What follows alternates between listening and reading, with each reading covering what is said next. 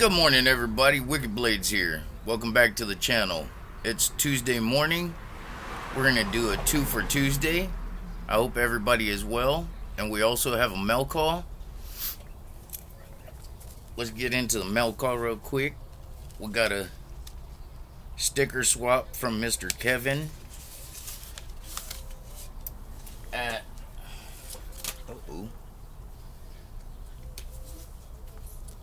Alabama Knife and Tool.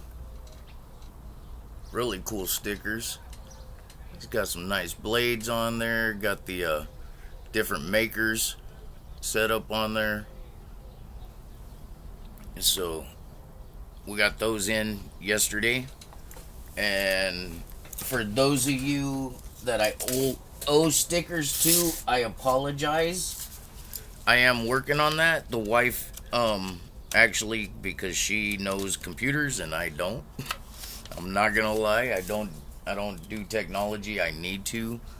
The wife graciously ordered in sticker paper and a bunch of ink, and then she uploaded my logo onto the laptop, and she's gonna start printing out. She says she's gonna take care of my butt on that, and she's gonna print out my stickers, and then I get to sit there and cut them and mail them out to you guys. So for those of you that I owe stickers to, they are coming, and I've got packages to mail out as well. So I'm going to be getting those out in the mail as quickly as possible as well. For my 2 for Tuesday, I chose a camper, which is really neat. This is one that I fully restored. This is a Camp King. You know how they come with those, it's like a little plastic liner type of deal. Well, I took those off, cleaned it up, polished it all up thoroughly, and then I painted with Krylon paint, redid the scales, cleaned it all up thoroughly, got it functioning again. I believe on this one, it was the can opener. It was the can opener right here. I literally broke my nail trying to pull it out. That thing was stuck in there. But you could see, cleaned it up nice. It's got some pitting on it that I did not want to keep sanding. And then you got your bottle cap lifter and flathead screwdriver. It's got half stop. Nice snap. Nice snap. On the punch or awl, I kind of reprofiled the tip because it was busted out. Reprofiled the tip on there. Nice snap. Now your main blade was whittled down pretty good, as you can see. This is an Imperial Providence, Rhode Island. As you can see, it's been well used and loved. But you can see that nice edge. Look at that shine right there. A nice edge that I put on there. And what I did was I filed to get the belly as straight as possible. You can still see the little curve coming down into the ricasso. And then I filed down the kick just slightly, so the tip, because the tip was sticking up very proud and would catch you. So I filed down the ricasso here, or the kick here, just to get that tip just enough down.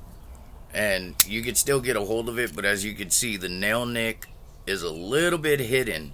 So I mean, if you need to, you could pull, you can lift up the flathead screwdriver to get to it nice and easy if you need to. But if you get your nail in there just right, you go in between the screwdriver and grab it, and there you go. It's still usable.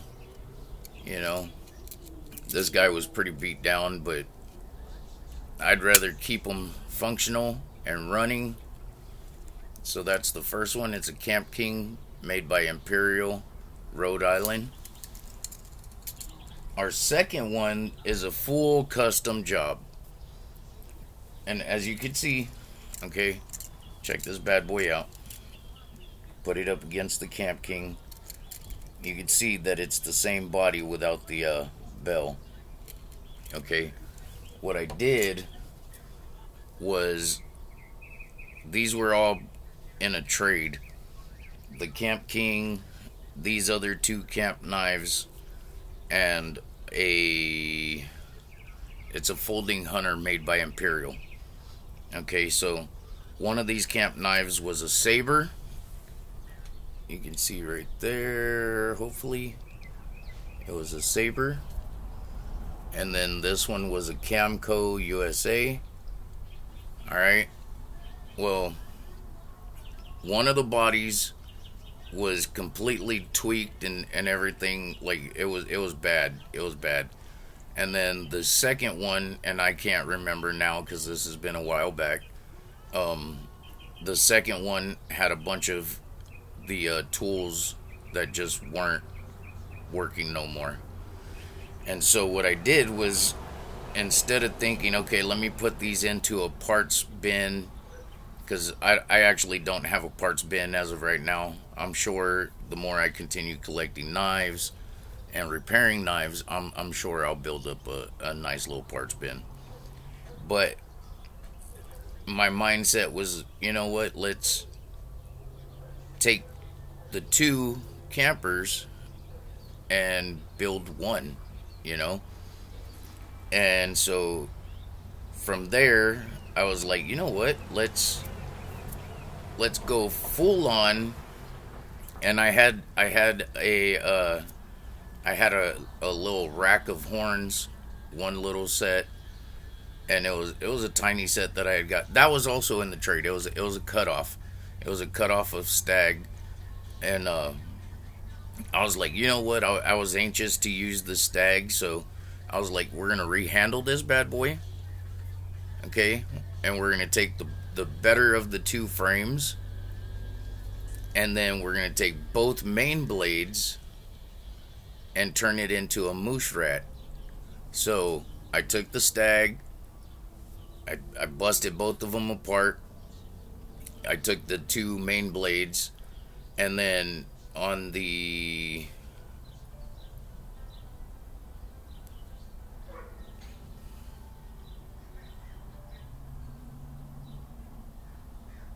I think it's the saber. Wait. Yeah, the saber. Okay. The saber was a little bit wider than the Camco. Okay, so I wanted to make the saber match the Camco. So I filed and got this to line up with there. And then I filed the edging, which both of them, they were beautiful, perfect condition on the blades, which is funny. The main blades were perfect, other than some rust and dirt and debris and everything, you know. But it was the tools and the body on one of them that was just blown up. So I made the saber match the Camco, and then polished it, sanded it, and sharpened it to match. Oh, and then I installed half stops on the Camco, because the Camco did not come with half stops, but the saber did. As you see, it has a half stop,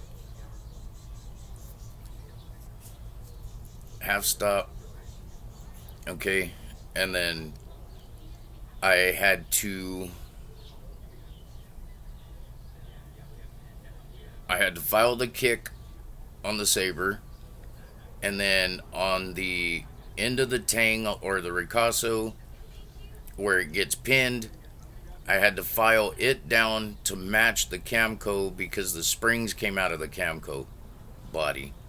And so I had to file the saber's ricasso down to fit the spring and line up, you know, so it could be pinned and held in there properly. So we did all that so I could make myself a custom moose rat with stag handles. And then I thought it would be cool, so I had a tie clip I don't know if you guys could see that. It looks like a buffalo head nickel, and then it's got gold rope around the buffalo head nickel. I snipped the little pin that pins into your tie, snipped that off, filed it nice and smooth, so it could just be a little plug coin, and then I dremeled out the opening for the tie clip, and then I epoxied it in and set it in,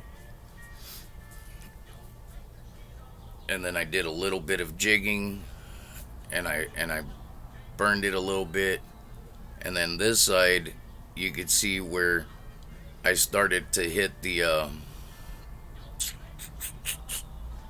oh, what's it called? I can't remember the name. It's in the stag where the blood travels through the antler, and it looks porous, which is kind of cool. And then with the charcoaling, made it stand out.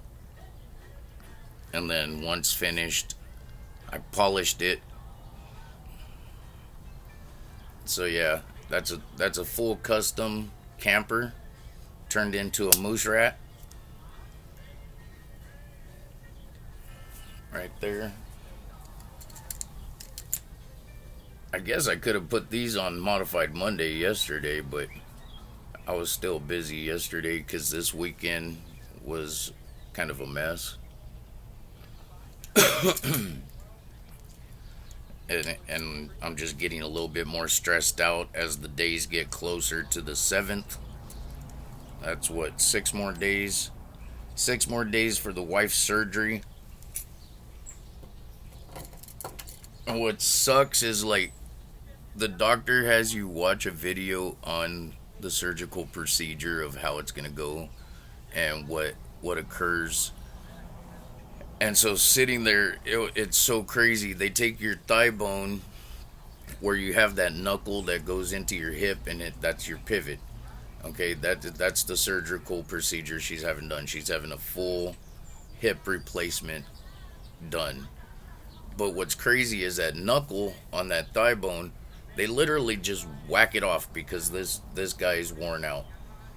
And then they drill down in there, making a pocket, and then literally it looks like a toe ball. And they plug that toe ball in, pin it in a couple of spots. Now you got a new joint or socket. No, it's the joint, I believe. Okay, so now you got a new joint. And then within the socket in the hip, because that bad joint rubbing bone to bone, because it's the loss of cartilage. Cartilage is what, yeah.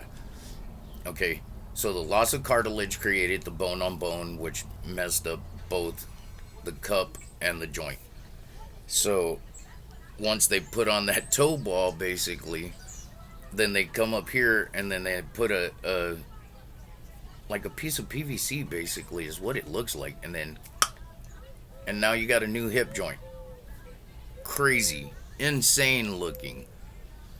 And the procedure, because I guess there's 3 different ways they can enter, and the one my wife's getting is the one that's slightly more evasive, I guess, and takes a little bit longer, because what they're gonna do is go through the buttocks. They're gonna like slice down the lower part of her butt cheek and thigh and open there. And the reason why it's evasive is because they're moving around tendons and muscle, and so you're gonna have to rebuild. And I know for those of you who have done squats before, your glutes tighten up, you get a burn. Okay, so moving away that gluteus maximus muscle and the tendons and everything to get to that joint, I guess it does something to where you're gonna have to rebuild the muscle there. So that takes longer in the recovery process. So anyways, what created like a little bit of havoc this weekend was I decided, okay, we are trying to compile and make our plan, of attack for the 7th. And so she's in the room this weekend building her go bag because she's got to have a go bag ready to go. Not knowing if she's going to spend the night, get released same day. It all depends on, I guess, how the procedure goes. So she's in the room building a go bag. I'm washing laundry, and I tell her, okay, I'm gonna wash up our typical day to day laundry, get that caught up, and then the day before the procedure, because I'm gonna be at the hospital with her the day of the procedure, the entire day. I'm not coming home. Um, the day before the procedure, I'm gonna wash all the bedding, get that sanitary, so that way when she comes home, basically with an open wound, everything will be nice and clean and fresh. So that's my job. She's there to build her go bag. I'm cleaning. In the midst of doing the laundry, our washer starts banging around, so I start rushing to the kitchen to get to the laundry, thinking that maybe the load was off balance. Well, all of a sudden, it sounds like a grenade goes off in the washer. I guess it got off balance and torqued the wheel, the balancing wheel, just enough to where it slammed the washer drum. It just snapped it off its hinges and yeah, slammed it against the wall and everything. So now our washer's down, and so we rushed over on Sunday to the Home Depot and ordered us a washer because they don't, apparently everything that's shown, they don't have anything in stock. It's all order nowadays. You don't just go and pick up. So we ordered us a washer, which is supposed to be here tomorrow.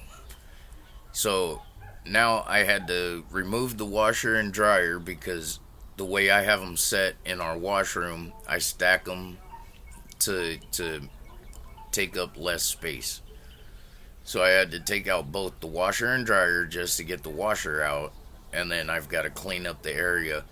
And for those of you who's done any kind of remodeling or anything like that, and or even just removal of an appliance, it gets filthy back there. I don't know how. I really don't. You put an appliance in its place, how in the world does it get dirty back there? So I had to kick my butt getting those removed yesterday. And then today I'm finishing up on the scrubbing of the walls and the floor because it just got filthy. So yeah, that's how my weekend went. I was supposed to actually try to shoot some videos and get with you guys and everything. And yeah, life threw a curveball. But you know what? The way I look at it is God doesn't give us more than we can handle. So he knows, you know, obviously the procedure is going to go well, and he's like, well, it's time for a new washer, so blammo. I didn't feel like that at the moment. Of course, my wife, she's my rock, as I've said, and her voice of reason's just like, Mangus, something we got to deal with. We go put the washer on the credit card and make our payments, and we'll have a nice washer, and it'll last years and years, and there we go. And like, I don't know, always hearing my wife's voice, it really does calm me down, because in the moment I get super heated, and I can end up throwing my tools and cursing up a storm, and she'll walk in or hobble in at the moment. She'll hobble in and she'll just say, Mangus. And like instantly it's just blood pressure goes down, because I'm boiling at the moment. And yeah, I don't know. She's the voice of reason. She's my conscience. For real, she's my conscience. I love that woman. We've been together 15 years now. And yeah, I don't know.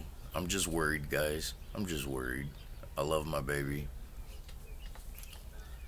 Um, Other news, grandson's doing great. He's amazing. Had him yesterday. He's so amazing. He's growing so fast. They grow too fast. It's crazy. They grow super fast. Um, I've been rambling for 20 minutes. Holy crap. I'm sorry.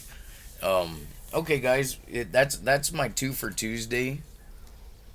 Is a restoration on a Camp King, full blown redo on two campers to make one. Those are my awesome little knives, my awesome little campers. And as I said, for those of you who I owe stickers to, we're in the midst of currently printing some. I'll be cutting them out, getting them out to you. And I have 7 packages that I'm getting out to my buddies out there. And you guys will be receiving stuff. I apologize on the long wait, but stuff's coming. Stuff's coming. And I don't want to say names because I want it to be a surprise. There are some that's going out to content creators, and there's some that's going out to some of my subscribers. They're coming, guys.